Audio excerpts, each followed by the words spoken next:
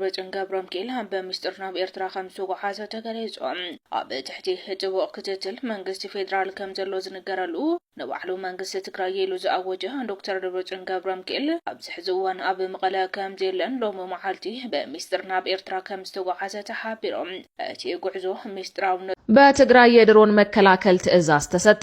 በድሮን ጥቃት የበላይነት የተወሰደበት ህወሓት ህዝባዊ የአየር ጥቃት መከላከያ ስርዓቶች ተግባራዊ እንዲደረጉ ትዕዛዝ አውርዷል። ከሸረሪና እስከ ራያ በድሮን ጥቃት ከባድ ኪሳራ ያስተናገደው ቡድኑ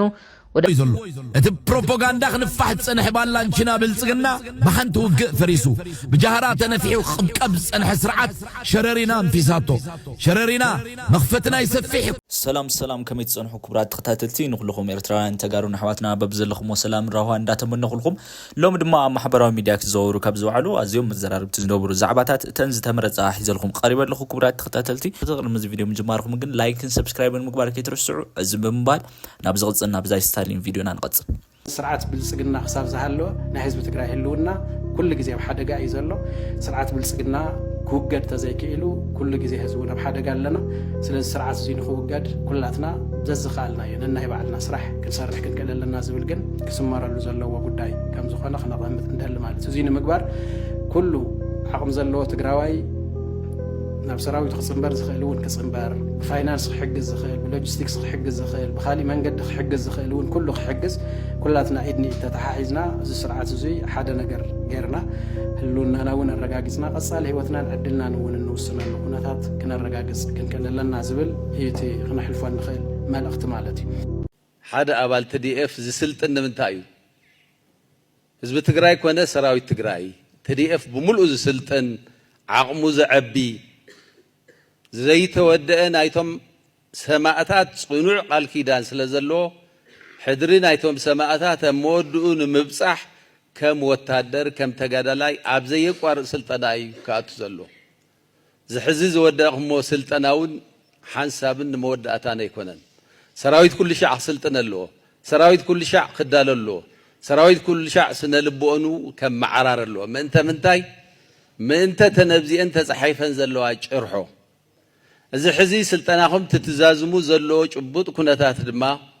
ወጊድ ንብሔራዊ ብርሰት ዝብል ኣብ መላእ ትግራይና ሰፋሕቲ ኮንፈረንሳት እናተኻየዱ ህዝቢ ትግራይ ከም ህዝቢ ናብ ሓደ ውሳነ ዝበጽሐሉ ብኻልእ ገጽ ድማ ጸላእትና ድሕሪ ውዕል ፕሪቶርያ ብጽንተት ከጽቱና ኩሉ ዝከኣሎም ገይሮም ኣንተ ወይ ግለጽ ነይሩ እዩ ደርጊ ዘይገበረውን መሃያ ናይ መንግስቲ ሰራሕተኛ ኸልኪሎም ህዝቢ ባዕሉ ዝቆጠቦ ገንዘቡ ባንኪ ከይረክብ ገይሮም መሰረተ ልምዓታት ዝበሃል የለን ሸቐጣት ከይኣቱ ገይሮም ነዳዲ ከይኣቱ ገይሮም ሕክምና ከይኣቱ ገይሮም ተንዋና ንቃለሰለን ዘለና ዓላማታት ድማ ብሚልዮን ዝቁጸር ተፈናቀለ ህዝብና ናብ መረበቱ ንኸይኣቱ ምኽንያታት እንዳፈጠሩ ህዝብና ብሰላሕታ ክጸንት ገይሮም ኣብ ትሕቲ ወረርቲ ጸላእት ዘሎ ህዝብና ድማ በብመዓልቱ መንነቱ ንኽቕይር መንነቱ ዘይቀየረ ድማ ካብ ገዙ እንዳውጹ ይቀትሉ ይርሽኑ ወጥፍው ወለው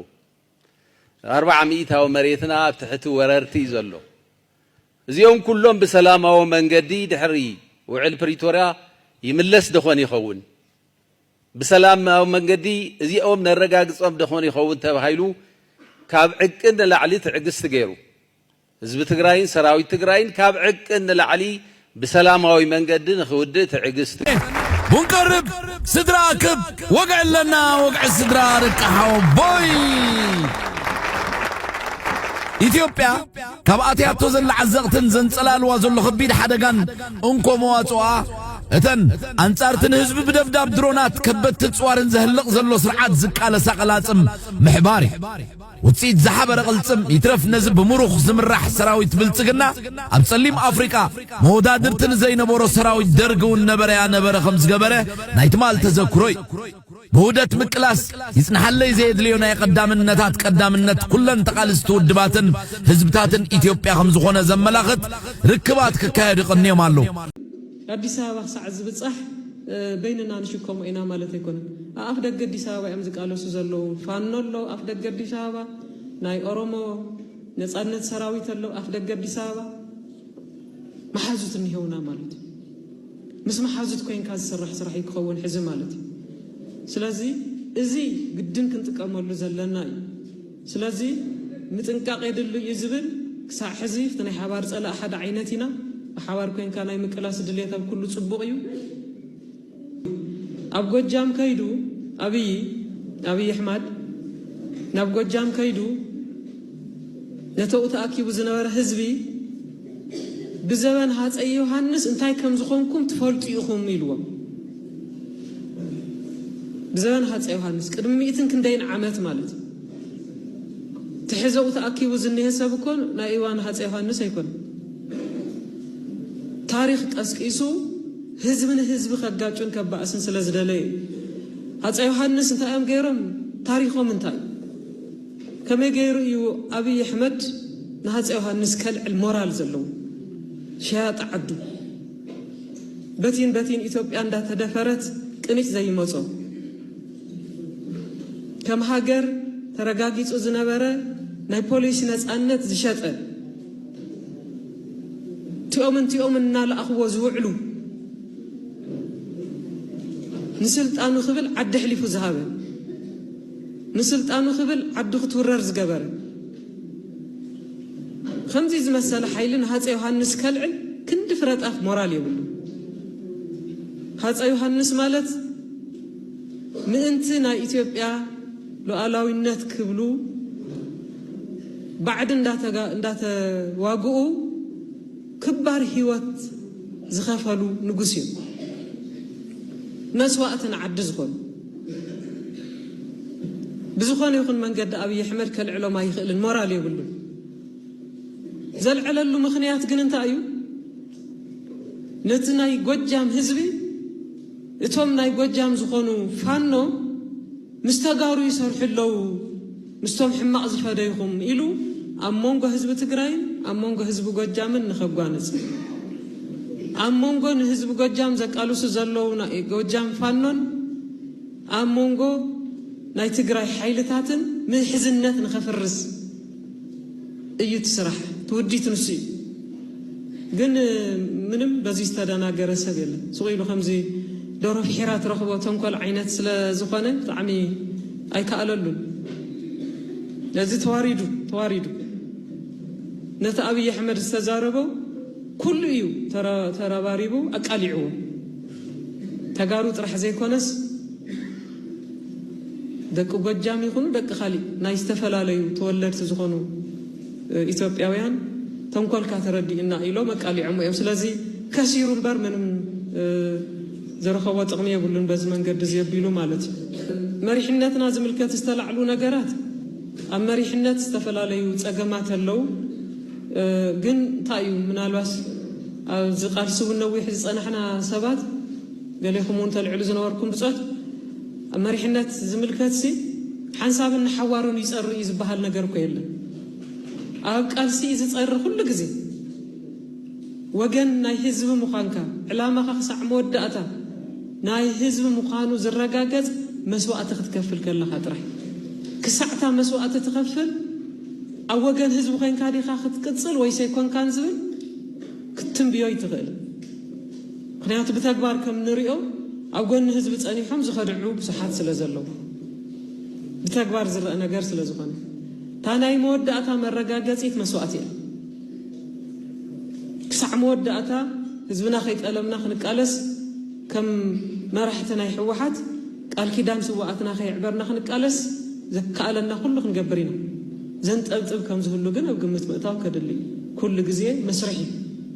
መስርሒ ማእኸላይ ኮሚቴ ሕወሓት ኮይኑ ግዛዕ ኮይኑ ይፈልጥን ወይ ተነቒፉ ወይ ተቐፂዑ ይፈልጥን ዝብል እኳ ከም ሓቂ ከም ታሪክ ተርእናዮ ኮይንና ጌጋ እዩ ካብ ቀደም ኣትሒዙ ኣብ ላዕለዋይ መሪሕነት ስለ ዘለኻ ተባሂሉ ከይተነኽአ ዝተርፍ የለን ኣብ ዕላማ ናብ መስመርን ኣፈላላይን ትፍጠር እንተሎ ካብ ሕወሓት ይወፅእ ዚናዩ እንዲያው ይበዝሕ እኳ ገለገሊኡ እዋን ካብ ልክዕ ንላዕሊ ተኸኣኢልኩም ገሊኡ እውን ክትከድዎ እናተገብአኩምስ እናተቆራረፅኩም ኢሉ እዩ ሰብ ዝነቕፈና ስለዚ ኣብ ናይ ሕወሓት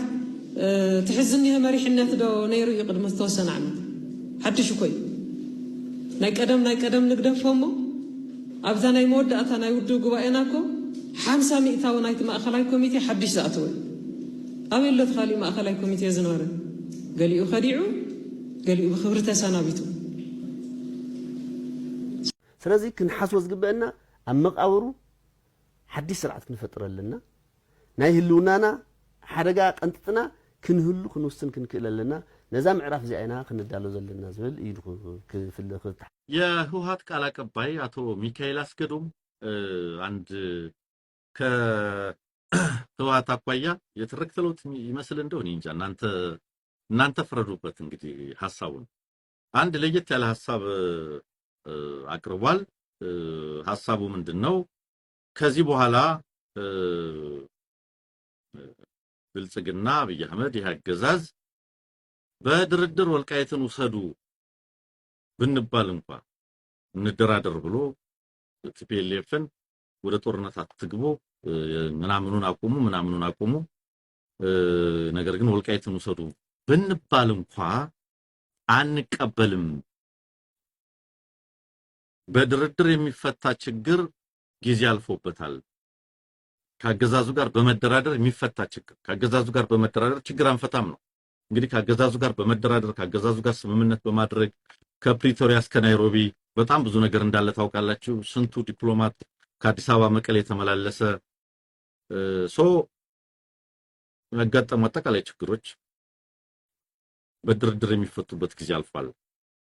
የኛ ዓላማ አሁን ብልጽግናን ማስወገድ ነው በሚል ብዙ ሚዲያዎች ትኩረት ያልሰጡት ነገር ግን ድምጽ ወያኔ ላይ የተላለፈ የቃል አቀባዩ የሚካኤል አስገዶም ቃለ መጠይቅ ነበርና ይሄ ነገር ምን ማለት ነው የሚለው ነገር እጅግ በጣም ቀልብ የሚስብ ይመስለኛል በጣም ብዙ ነገር ንግግሩን ሰምተነው እንጣ ንግግሩን የሚካኤል አስገዶም ንግግር እንስማው ትግርኛ ነው በርግጥ ግን ይሄ የምለው ነገር የተወለደ የተፈጠረ ሳይሆን በትክክልም የተባለ መሆኑን ለማረጋገጥ እንዲቻል የሰውየውን ንግግር እንስማው ለማለት ነው በረከት ተጫውተው ተስተጋገየ ተራያውን ከርማዝ ደሊ አብዚ አዘል ሓንተ ተስተጋገየ ተራያውን ከርማዝ ደሊ ምዕራብ ትግራይ እንተ ህውና ተፈናቀል ተመልሱ ከምዝ በሃል ነገር የለን ኣብ እግሪ ጫዓ ዘወቀለት ቆልቋል ተኣትኮን ናነብዕት ነብር ስርዓት እንተ ዘይፈሪሱ ምዕራብ ትግራይ ጽባሕ ንጎ ተገዲዩ ተዘበናውን ተወዲዩ መጽዩ ድሕሪ ጽባሕ ንጎ ይዘዋና ማለት እዩ ስለዚ ክንሓስቦ ዝግበአና ኣብ መቃብሩ حديث سرعة كنفطرلنا ناي هلونانا حرقا قنطتنا كنهلو كنوسن كنكللنا نزام عراف زينا كندالو زلنا زبل يدخل في الخط تحزلو ያ እንግዲህ ያ አይ ቲንክ ለብዙ ሼር ብታረጉ ጥሩ ነው ይሄ በጣም ልንነጋገርበት የሚገባ በጣም አዲስ ናሬቲቭ ነው አዲስ ትርክት ነው ምን ማለት እንደሆነ መረዳት ተገቢ ይመስለኛል ስለዚህ ቃል አቀባዩ የሚለው ምንድነው በውይይት በሰላማዊ አማራጭ የሚደረገው የሚመጣ መፍትሄ ጊዜ አልፎበታል የኛ ዓላማችን የብልጽግና ስርዓት ማስወገድ ነው ከዚህ በኋላ ወልቃይትን ወሰዱ ቢልም 4 ኪሎ ላይ ያለው ስርዓት እስካልተቀበረ ድረስ ካጋም የተጠጋ ቁልቋል ሲያለቅስ ይኖራል እንደሚባለው ስርዓቱ እስካልተቀየረ ትግራይ ላይ ሰላም አይመጣም ህልውናችን አይረጋገጥም ብለን መግባባት ላይ ደርሰናል ነው የሚለው እንግዲህ አይ ቲንክ አዲስ ትርክት ይመስለኛል ተመልካቾች እንግዲህ ይሄን እንዴት እንደምረዳው ለመግለጽ ፈልጋለሁ እንግዲህ በአንድ በኩል ወያኔ በኃይል ወልቃይትን ሊይዝ ነው ራያ ሊይዝ ነው በኃይል እንደዚህ ሊያረግ ነው እሱን ካደረገ በኋላ ደግሞ ሊገነጠል ነው በጣም በርካታ ሐሳቦች እንሳሉ በተለይ ከዚህ ከትብብር አጋርነት የሚሉ ጉዳዮች ሲነሱ የሚነሱ ትርክቶች አሉ لعنوت أزستي جنرالات سراوت مكلخال إثيوبيا خصوص ميسترو أخيوا غمزة كايدو تاقلتهم بحلقة ستافي تاماجور جنرال برهانو جلاز دمرحة خصوص أخيوا أزست سراوت አባይታ ዘሎ ወታደራዊ ኩነታት በመገምገም ሓድሽ ናይ ስትራቴጂ ውሳነታት ተሕሊፉሎም ሰራዊት ምክልኻል ካብ ግንባር ራያ አላማጣ በመስሓብ ወልዲያ ገዲፉ ኣብ መርሳን ከምኡውን ኣብ መስመር ሚለን ምክልኻል ናብ ጨፍራ ከዓረድ ተወሲኑሎም እቲ ሰራዊት እናስሓበን ከሎ ሓይልታት ፋኖ ብስኸፈትዎ አንደበታዊ መጥቃዕቲ ኣብ ልዕሊ ሰራዊት ከቢድ ጉድኣት ከም ዝበፅሕን 19 ኣባላት ሰራዊት ድማ ከም ዝተማረኹን ተገሊጾም ኣብ ግንባር ራያ አላማጣ ጎቦታት ዘውል ኣርሚ 31 ዝተባለ ናይ ትግራይ ሰራዊት ዘካይዶ ንጡፍ ምንቅስቃስ ሰራዊት ምክልኻል ናብ ከባባ ንምእታው ስጋት ፈጢሩ ከም ዝነበረ ትገምገም ኣዘዝተ ይረድኦም ካብ ወታደራዊ ምንጭታት ወፁ ዘሎ ሓበሬታታት ከም ዝሕብርዎ ብሓለቃ ስታፍ ኢታማጆር ሰራዊት መከላከያ ጀነራል ብርሃኑ ጁላ ዝተመርሐ ህጹጽ ኣኼባ ኣዘዝተ ሰራዊት ተኻይዶም እቲ ኣኼባ ኣባይታ ዘሎ ሁሉ ወታደራዊ ኩነታት በመገምገም ሓድሽ ናይ ስትራቴጂ ኣንፈት ንምሕንጻጽ ዓሊሙ ዝተገበረ ኮይኑ ኣብ ሰለስተ መሰረታዊ ነጥብታት ዘተኮረ ገምጋም ያካይዶም ኣብቲ ገምጋም ሓይልታት ጽምዶ ካብ ምዕራብ ብደቡብ ሱዳን ካብ ሰሜን ብግንባር ራያ አላማጣ ከምኡውን ካብ ምብራቕ ብቡሬን ሚሊን ሰፊሕ ወታደራዊ ምድላው እናገበሮም ህላዎም ተገሊጾም ብተወሳኺ ኣብ ክልል ኣምሓራ ዝካየድ ዘሎ ኩናት ሓይልታት ፋኖ ካብ ደባይ ኩናት ናብ ንጡፍ ናይ ጽረ መጥቃዕቲ ስትራቴጂ ምእታዎም ካብ ትግራይን ኤርትራን ግብጽን ደገፍ ይረኽቡ ከም ዘለዎ ተሓቢሮም ኣብ ግንባር ራያ አላማጣ ጎቦታት ዘውል ብፍላይ ኣርሚ 31 ዝተባለ ናይ ትግራይ ሰራዊት ዝገብሮ ምንቅስቃስ ነቲ ሰራዊት ሙሉእ ከበባ ንምእታው ዝኽእል ከቢድ ሓደጋ ፈጢሩ ምህላው እዩ እቲ ሪፖርት ዘረድእ ባተዝተገበረ ናይ ኣዘዝተ ገምጋም መሰረት ሰራዊት ምክልኻል ካብ ዝጸንሕሉ ናይ መጥቃዕቲ መስመራት በመስሓብ ኣብ ናይ ምክልኻል ዕርድታት ከኣቱ ወሲኑሎም በዚ መሰረት ካብ ግንባር ራያ አላማጣ በመስሓብ ንከተማ ወልዲያ ንቅድሚት ገዲፉ ኣብ ከባቢ መርሳ ዕርድታት ክሕዝ ተገዲድዩ ኣብዚ ናይ መስሓብ መስርሕ ሓይልታት ፋኖ ኣብ ልዕሊ ድሕሪት ዝስሕብ ዝነበረ ወታደራዊ ሰራዊት አንደበሳዊ መጥቃዕቲ ብምኽፋት ልዑል ኪሳራ ከም ዘብጽሑን ኣብቲ ስርሒት 19 ኣባላት ሰራዊት ከም ዝማረኹን ድማ ተገሊጹሎም ህወሓት ራሱ አስታውቆ የቁጭት የቀብር ስነ ስርዓትም ሲያከናውን ታይቷል።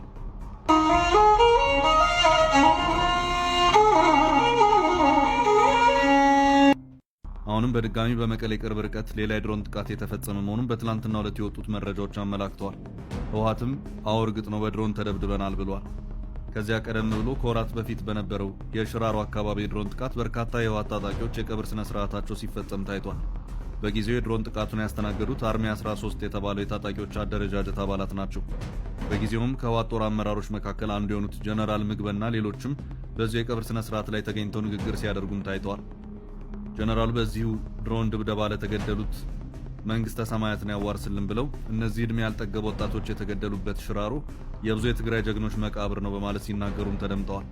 መንግስተ ሰማያትን ያዋርሰው መብል ጋጣም ዝኸፈልዎ መስዋዕቲ ኣብ ትግራይ መሬት እዩ ኣሰር ብጾቶም እዮም ተኸቲሎም ዝኸባብ ናይ ከዚያ በኋላም በኢትዮ ሱዳን ኤርትራ አቅጣጫ በተካሄደው የአንድ ሙሉ ቀን ውጊያም የህወሓት ታጣቂዎች የድሮን ጥቃቶችን እንዳስተናገዱ ዘገባዎች ሲያመላክቱም ነበር። በትላንትናው ዕለት ደግሞ በመቀሌ ቅርብ ርቀት ሌላ አዲስ የድሮን ጥቃት መሰንዘሩን ቢቢሲና የፈረንሳይ ዜና ወኪል ኤኤፍፒና ሌሎችም የዜና ምንጮች አመላክተዋል። ይህ የድሮን ጥቃት በመቀሌ ከተማ አቅራቢያ እንደርታ ዳንዴራ በተባለ መንደር የተፈጸመ መሆኑ ታውቋል።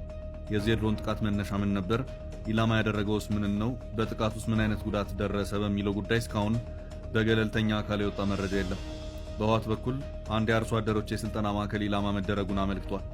በትግራይ ከቀጠለው ጥረትና አልፎ አልፎም ከሚታዩት ግጭቶች ጋር በተያያዘም ምንም ከማለት የተቆጠበው የፌዴራል መንግስት እስካሁን ባለው ሁኔታ በቀደሙት የድሮን ጥቃቶችም ሆነ በትላንትናው ዕለት ተካሂዷል በተባለ የድሮን ድብደባ ጉዳይ ያለው ምንም ነገር የለም።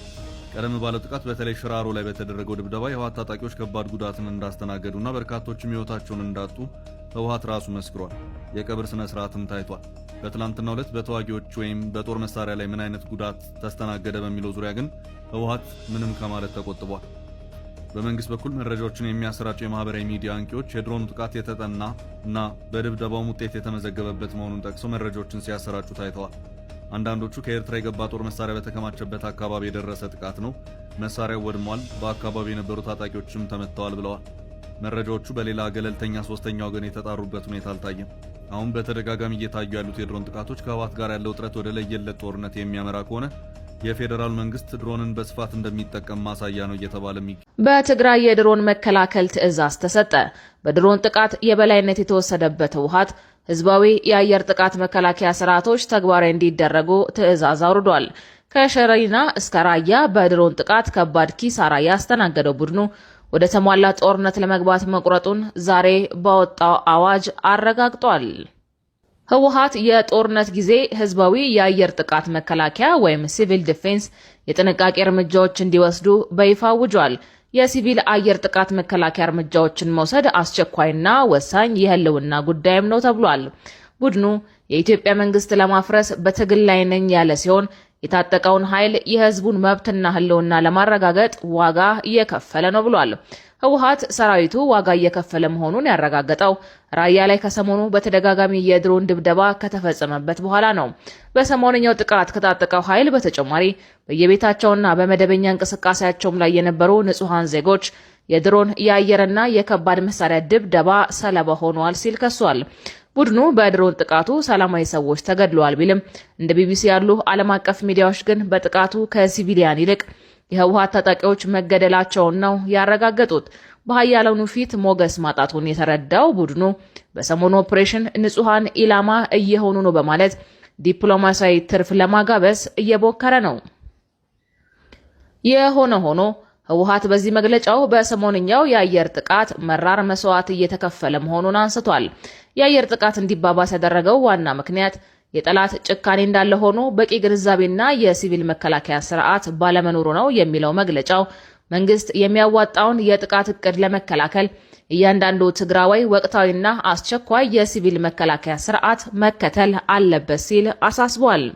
ህዝቡ የሲቪል መከላከያ ስርዓቶችን በአስቸኳይ ተግባራዊ በማድረግ በህልውናችን ላይ የመጣውን ጦርነት በአሸናፊነት ለመወጣት መዘጋጀት አለበት ብሏል። ቡድኑ የሲቪል መከላከያ ወይም ሲቪል ዲፌንስ ያላቸውን እርምጃዎች ዘርዝሮ በዛሬው ዕለት በትግራይ ቲቪ ይፋ አድርጓል። በአስቸኳይ ተግባራዊ መደረግ አለባቸው የተባሉት የሲቪል መከላከያ እርምጃዎች በዋናነት ከአየር ጥቃት መከላከል ጋር የተያያዙ ናቸው። የመጀመሪያው እርምጃ መጠለያዎችን ማዘጋጀት ሲሆን ህዝቡ በአካባቢው በትምህርት ቤቶች፣ በተቋማትና በመኖሪያ መንደሮች ከድንገተኛ የአየር ድብደባ የሚጠብቁ የመሬት ውስጥ መጠለያዎች መዘጋጀት እንዳለበትም አሳስቧል። ይህ የመከላከያ እርምጃ ለመንግስት ብቻ የሚተው አይደለም ያለ ሲሆን እያንዳንዱ ዜጋና ማህበረሰብ ኃላፊነት ወስዶ ሊሰራው የሚገባ ግዴታ ነው ሲል አስጠንቅቋል። የሲቪል መከላከያ ስርዓት መገንባት ፍርሃት ሳይሆን በጦርነት ጊዜም ሆነ ከተፈጥሮ አደጋ ራስንና ወገንን ለማዳን በዓለም ሁሉ የተለመደ የደህንነት እርምጃ ነው ሲል አክሏል። ሁለተኛው የሲቪል መከላከል ስርዓት የአየርና ድሮን ጥቃቶች የሚፈጸሙበት አጋጣሚ ላይ ተጨባጭ እርምጃ መውሰድ ነው ብሏል። የአየርና የድሮን ድብደባ ሊፈጸም ወደ ተዘጋጀው የመሬት ውስጥ መከላከያ መግባት፣ ይህ ካልተቻለ ባሉበት ሆኖ ወደ መሬት ተደፍቶ ራሱን በእጆች መሸፈን እንዲሁም በቦምብ ድምጽ ጆሮ እንዳይጎዳ አፍን በትንሹ ከፍቶ መቆየት የመሳሰሉ መመሪያዎችን ያለምንም መሸራረፍ መፈጸም አለባቸው ብሏል።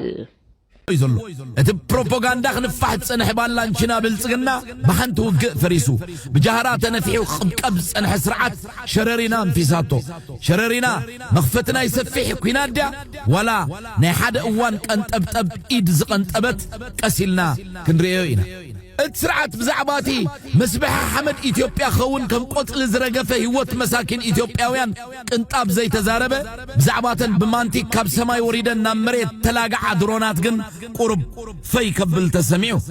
ኣብይ ኣሕመድ ናይ ድሮን ቴክኖሎጂ በይኑ ዝፈልጦ ብሕታዊ ኣካል ገይሩ እዩ ንነብሱ ቐሚጡ ዋፀን እዩ። ኣሽንኳይ ዶ ዕዳጋ ወሪድካ ትሽመታ ቃሓ ዝኾነት ድሮን ንድሮን ዘምክን ክእለት እኳ ተመሊኹ መቓልስቱ ሓሊፎም ከም ጸንሑ ዘርአየ ነይሩ ውዕሎ ሸረሪና ትብዓት ደቂ ትግራይ ዘርአየ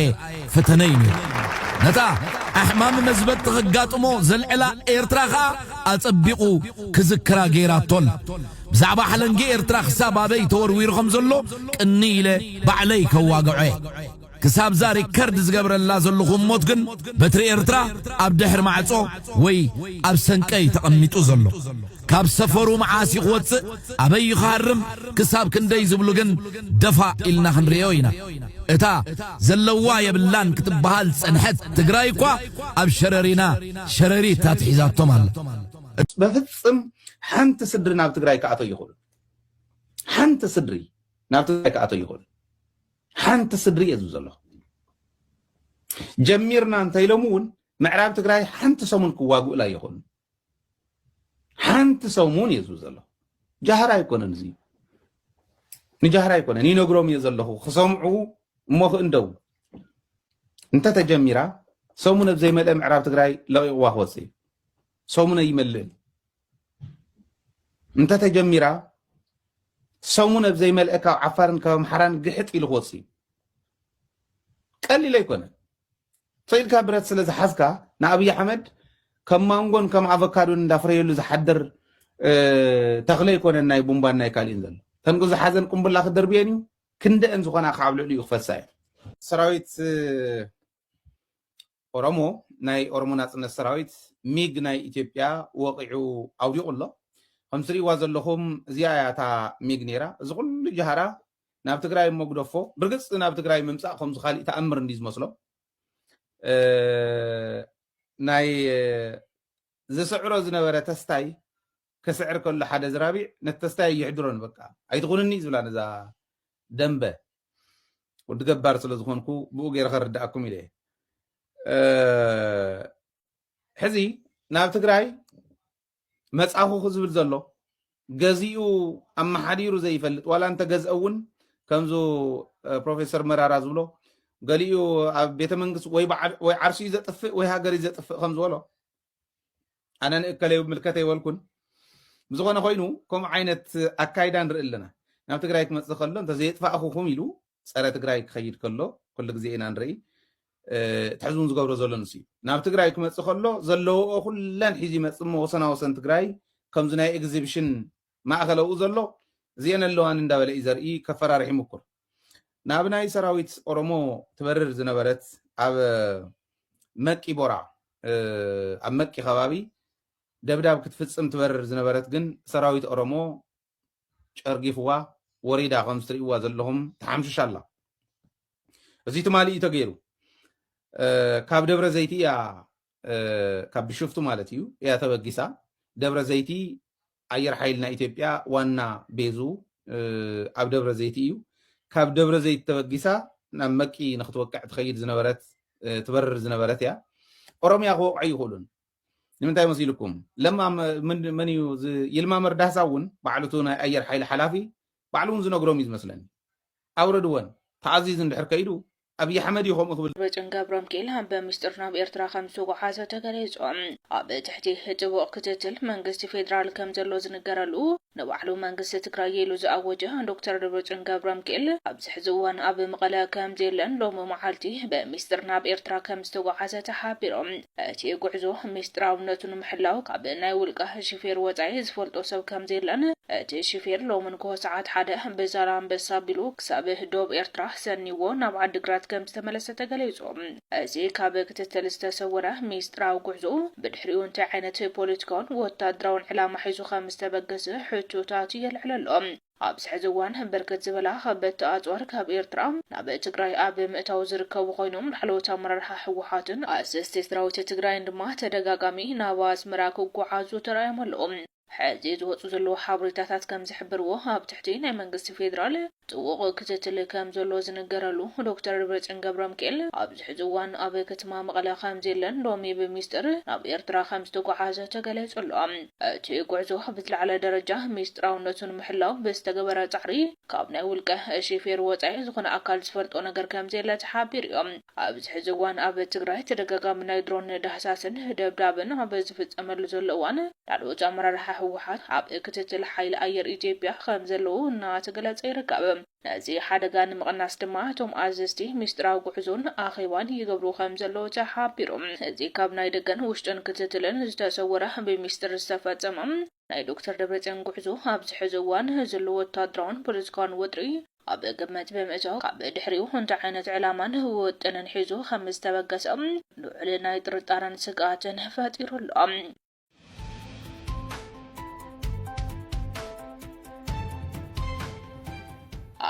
ኣይስለፈን ኣብዚ ኣርሰናል ግን ኮነ ይኽእል ከም ዘልኩም ናይ መስዋዕቲ ወለዶ ኮ ኢና ንብለና ንሕና ተሰለፍናሉ ንሕና ሰዊናስ ካሊእ ክሓልፍ ክንነብርስ ክንጥቀም ይከን በቃ ተታሆስናስ ፎቅ ክንሰርሕ ተታሆስናስ መሬት ክህልወና መን ሓሲቦን ፀኒሕና እምበር ምስ ኣተኻ ትስዋዕ ይመስለካ مساعد خان افتقال سمالتي بقى انا مسوات ولد ترف سواتنا درجنا زلنا حزون تسلفنا احنا حزون كسلفنا تبزلنا هو زيات غراوينا كبر تግራይ ማለት زي صنع يدحري زي مزاي مساعد بل ጊዜያዊ ልስ ተግሮ አሳቢ ኻውን ዓፂፍ ካውን በኽብርውን ሞት ደው ይተርፊ ናይ ክብር ዘሎ ሞት ግን ኣብ ይርክ ደቂ 89 ዓመት መራሕቲ ሕወሓት ኢሉ ዝስዋዕ ወዲ 18 ዓመት ወዲ 20 ዓመት እንተሃልዩ ዝዓሻዩ ኣይገብሩን ህዝቢ ትግራይ እውን ከምታ ዝበልኽካ ሰላም ይዝደሊ ምስ መን ኢና ክንዋጋዕ ምስ መን ኢና ስቲ ምስ ኣምሓራ ኢና ክንዋጋዕ ምስ ኦሮሞ ኢና ክንዋጋዕ እንታይ ዘባእሰና ንምንታይ ኢና ንዋጋዕ أبينا بهراو طقمنا تجاني أبينا يمنطلنا ناتنا بهراو طقم زمنطلنا كون هيوعلنا حواتيهم كوز منطلنا فتح كاين نركب سلام كاين نركب معرنت كاين نركب زغورناكم ما راحت حواتيهم 3 عامات بحراي دم حد يرغوا تግራይ ንሶም ደቆምን ቤተሰቦምን አውሮፓን አሜሪካን እናምሆሩ ብድኻ ትግራዋይ ክቅልዱ ንዓተልዓል ተዓጠቅ ጠበንጃሓዝ ቦሎ እናወሉ ኣብ ድምፂ ወያኔ ይኹን ብሬድዮ ዝሕልፍዎ ፈኻራ ጊዜ ዝሓለፎ ነዚ ጊዜ ዘይጠልብ ንተጋሩ ዘይጠቅም ስለ ዝኾነ ትግራይ እቲ ዝተመንዝዐ መስዋዕቲ ናይ ኣሕዋትና 60,000 ዋጋ ዝኸፈልናሉ 120,000 ዝቆሰልናሉ ናብ ምዑሪ ኩነታት መፂኡ ንኹላትና ማዓረት ትኾን ፍትሓዊት ዲሞክራሲ ዝተረጋገፀና ማዓረ ናይ ሃፍቲ ክፍፍል ዘለዋ ትግራይ ክንፈጥር ኣብ ጫፍ በፂሕና ስለ ዘለና ብዝኾነ ዓይነት መንገዲ ናሕዋ ፕሮፓጋንዳ ከይደናገር ስፔሻል መንእሰይ ካብ ስምዒትነት ክወስድ ህዝቢ ትግራይ ሕፀላዩ ሓደ ሕወሓት ጥራይ ሰራዊት ምክልኻል ዘገልግል ዝነበረ ትግራዋይ መራሒ ሻለቃ መቕታሉ ተገሊጾም ኣብ ሰራዊት ምክልኻል ኢፌድሪ እዝመብራ ኮርስ 304 ክፍለ ሰራዊት 59 ነባር መራሒ ሬጅመንት ሻለቃ ዝነበረ ትግራዋይ መራርሓም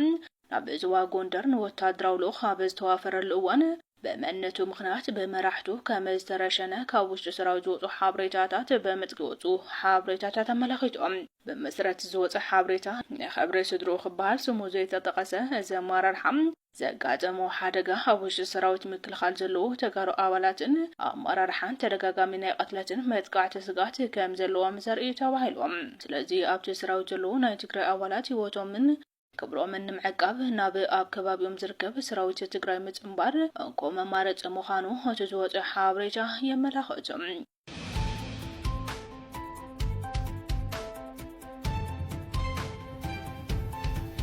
ባርክስ ክቡራት ተኸታተልቲን ሎም ዝብልክዎ መደባት ነዚ መስሉ ነይሮም ድሕሪ ዳእቲ ቪድዮ ፎቲኹም ላይክ ሼር ሰብስክራይብ ምግባር ከይትርስዑ ብቐጻሊ መደብ ስካዕ ንራኸብ ሰላም ሁኑ